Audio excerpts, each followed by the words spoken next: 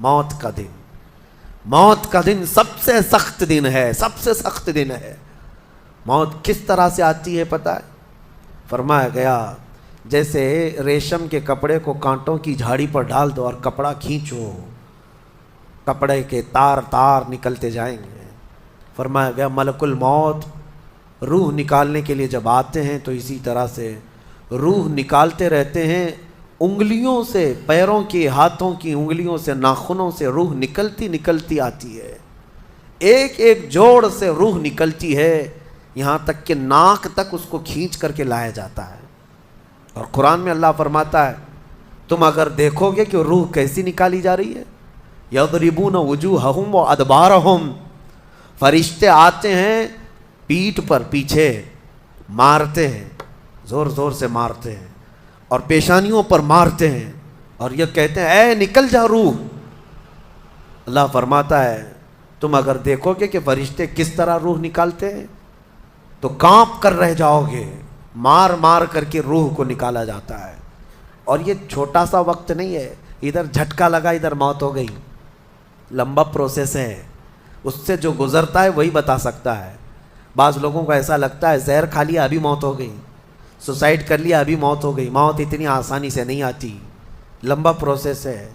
موت سے پہلے فرشتے آ جاتے ہیں، چاہے تم اچھے آدمی ہو، بیٹھے ہوئے ہو، تم کو بھی اگر موت آنی ہے تو تم پہلے فرشتوں کو دیکھنے لگ جاؤ گے، لیکن بتا نہیں سکتے کسی کو۔ موت سے تھوڑی دیر پہلے فرشتے قریب آ جاتے ہیں، پہلے جماعت فرشتوں کی آتی ہے، پھر ملک الموت آتے ہیں۔ ملک الموت ان فرشتوں کے بیچ آتے ہیں، جیسے ہی یہ مرنے والا آدمی ملک الموت کو دیکھ لیتا ہے پھر اس کے جسم میں کپ کپی طاری ہو جاتی ہے، اور ایسی کپ کپی طاری ہوتی ہے کہ کبھی پیشاب نکل جاتا ہے، کبھی پخانہ نکل جاتا ہے۔ اکثر دیکھنا مرنے والوں کی نجاست نکل جاتی ہے۔ ملک الموت کو وہ بہت قریب سے دیکھتا ہے، اور ان کی دو شکلیں ہیں، ایک بہت بھیانک شکل ہے، اس کو دیکھنا ہی عذاب ہے، اور ایک بہت خوبصورت شکل ہے، ان کو دیکھنا ہی رحمت ہے۔ وہ نیک بندوں کی روح نکالنے کے لیے جب جاتے ہیں تو خوبصورت شکل میں جاتے ہیں، اور جب گنہگاروں کی روح نکالنے جاتے ہیں تو بھیانک شکل میں جاتے ہیں، اور ان کو دیکھتے ہی مرنے والے کا جسم پیلا پڑ جاتا ہے، پیشانی اکھڑ جاتی، آنکھیں پھٹی رہ جاتی، اور پھر خرخرا آنے لگ جاتا ہے، یعنی خر کی آواز تیز ہو جاتی ہے۔ وہ بولنا چاہتا ہے اپنے پاس والوں کو لیکن بول نہیں سکتا، بند ہو جاتا ہے۔ یہ وہ وقت ہے جب اس کے توبہ کا دروازہ بھی بند ہو جاتا ہے۔ اب اگر فرشتوں کو دیکھ کر کوئی توبہ بھی کر لیا، ایمان لایا، تو اس کا ایمان قبول نہیں۔ اس وقت سے پہلے پہلے تک جو بھی ایمان لایا یا توبہ کیا اس کی توبہ قبول ہے، لیکن موت کا خرخرا آ گیا اور فرشتوں کو دیکھ لیا، اس کے بعد بہت سارے کافر بھی پکاریں گے کہ ہم ایمان لاتے ہیں اللہ پر، نہیں، اب ایمان قبول نہیں ہوگا۔ موت اتنی آسانی سے نہیں آتی، اس کا پروسیس ہے۔ فرشتے آتے ہیں، ملک الموت آتے ہیں، پھر اس کے بعد اس کو گھور کر دیکھتے ہیں، پھر اس کو چت لٹا دیا جاتا ہے، یا جس حالت میں بھی ہے وہ گر جاتا ہے، کھڑا ہے تو گرتا ہے، بیٹھا ہے تو گرتا ہے، موت آنے سے پہلے لڑک جاتا ہے۔ یہ ضروری بھی نہیں ہے کہ آج میں اپنے آپ کو سنبھال کر بیٹھا ہوں، اگر میری موت آنی ہے اسی کرسی سے گر جاؤں، اسی جگہ سے ہم گر جائیں گے۔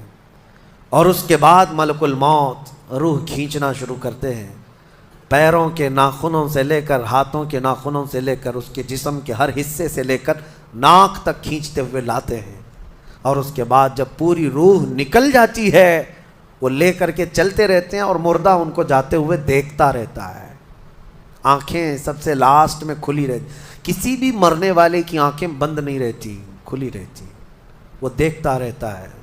اسی لیے حدیث پاک میں ہے جب کسی کی روح نکل جائے تو سب سے پہلے تم اس کی آنکھیں بند کر دو، ہمیں بند کرنا ہوتا ہے، اور اس کے بعد منہ بھی کھلا رہ جاتا ہے، منہ اوپن رہ جاتا ہے، فرمایا گیا منہ کو دبا کر بند کر دو۔ یہ سب نشانیاں ہیں میرے عزیزوں موت کی سختیوں کی۔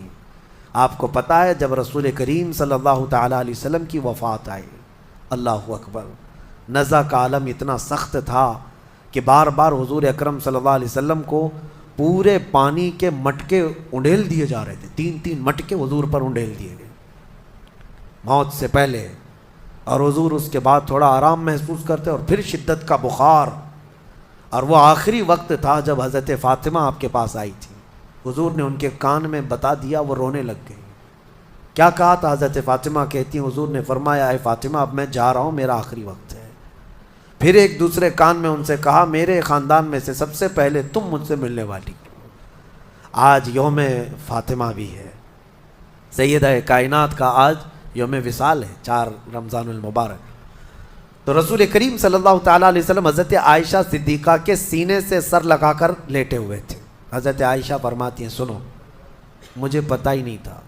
حضور حضرت عائشہ سے زیادہ محبت کرتے تھے، اسی لیے آخر وقت میں حضرت عائشہ کے ہی حجرے میں رہنے لگے، باقی دوسری بیویوں کیا نہیں جاتے. حضرت عائشہ کہتی ہیں میں حضور اکرم صلی اللہ تعالیٰ علیہ وسلم کو کبھی مسواک دے رہی، کبھی پانی کے چھڑکاؤ کر رہی. تھوڑی دیر کے بعد حضور اکرم صلی اللہ تعالیٰ علیہ وسلم لیٹے لیٹے اسی طرح رہ گئے. حضرت عائشہ کہتی ہے میرے سینے پر حضور کا سر تھا، وہ اتنا بھاری ہو گیا مجھے لگتا تھا کہ میری پسلیاں ٹوٹ جائیں گی. یہ حضرت عائشہ کہتی ہیں مجھے ایسا لگتا تھا کہ میری پسلیاں ٹوٹ جائیں گی. ہوا کیا تھا؟ حضرت عائشہ فرماتی ہیں دروازے پر جبرائیل امین آئے، روح نکلنے سے پہلے کی بات ہے. حضرت عائشہ فرماتی ہیں حضور کے پاس جبرائیل آخری بار آئے، وہ غمگین حالت میں آئے یا جس حالت میں ہو. حضرت رسول کریم صلی اللہ علیہ وسلم سے عرض کرنے لگے یا رسول اللہ دروازے پر موت کا فرشتہ کھڑا ہے، آپ کی اجازت چاہتا ہے، اگر آپ اجازت دے دیں تو وہ آئے گا اور آپ کی روح پاک کو اللہ کے حضور لے جائے گا. اور یا رسول اللہ آج سے پہلے اس فرشتے نے کسی سے اجازت نہیں لی اور قیامت تک کسی کی روح نکالنے کے لیے وہ اجازت لے گا بھی نہیں. یہ صرف رسول پاک کی خصوصیت تھی. حضور نے فرمایا آنے دو. ملک الموت آئے اور جب حضور کی اجازت سے روح نکالی تو حضرت عائشہ کہتی ہیں اتنا بھاری ہو گیا تھا سر کہ مجھے لگتا تھا کہ میری پسلیاں ٹوٹ جائیں گی سینے کی. اور اس کے بعد حضرت عائشہ فرماتی ہیں میں نے حضور کے سر مبارک کو نیچے کی طرف کیا، مجھے پتہ بھی نہیں تھا کہ حضور کا انتقال ہوا. میں حضور اکرم صلی اللہ علیہ وسلم سے باتیں کرنے میں مصروف تھی، اسی میں حضرت ابو بکر صدیق حجرے میں آئے. پوچھا عائشہ کیا حال ہے حضور کا؟ حضور اکرم صلی اللہ علیہ وسلم کو دیکھا حضرت ابو بکر نے اور پیشانی مبارکہ پر ہاتھ رکھا تو وہ بہت ٹھنڈی تھی. ماتھے کو بوسہ دیا اور ایک آہ بھری اور ایک جملہ کہا تھا یا رسول اللہ ایک بار موت آنی تھی وہ آپ پر آ گئی، اب موت کی سختی اللہ دوبارہ کبھی آپ کو نہیں عطا کرے گا. موت کی سختی کیونکہ حضور کو انہوں نے دیکھا تھا، کئی دنوں سے تکلیف تھی.